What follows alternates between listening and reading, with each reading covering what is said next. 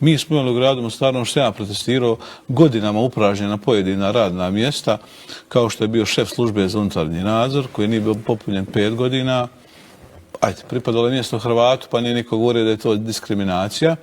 Imali smo nepopunjeno mjesto načelnika odjela za urbanizam, pa i to po nekakvom dogovoru HDZ-a i SD-a od prijašnjih vremena iz 2004. je pripadalo Hrvatu, pa nije bilo popunjeno godinu dana. Pogledajte šta znači ne sudjelovati u radu gradskog vijeća. Znači, ja sad otvoreno pitam jednom konkretno.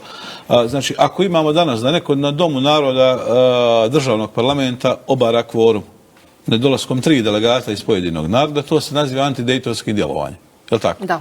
Znači, sad nedolazak kluba Bošnjaka ili predstavnik Bošnjaka na same sjednice, koji nema uopće, znači vijeće ne može ništa odlučiti o popunjavanju pojedinog radnog mjesta. Niti ima ovlasti, niti može. Radi se o ne liska haremu, znači radi se o privremenom ratnom groblju, koje je postalo i u Sarajevu.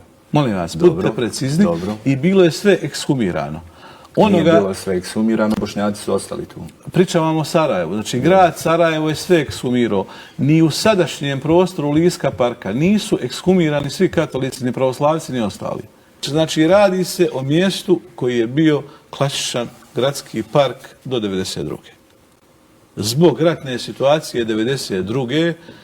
Nemogućnost sahranjivanja u gradska groblja bilo i vjerska, sahranjen je bio ogroman broj ljudi tu, privremeno je bio sahranjen, dio ljudi su ekshumirali ljudi, dio ni dan danas nisu, nažalost to je se prirodno politiku. Znači, naš prijedlog, moj prijedlog, da kažem prijedlog moje političke stranke koji sam ja govorio, u nekakvom principu i prije 5 ili više godina je bio da se ekshumiraju ljudi s tog mjesta. Neprimjereno se nalaze spomenici u okviru obiteljskih kuća, vrlo dobro znate, na Uskoj ulici, ondje.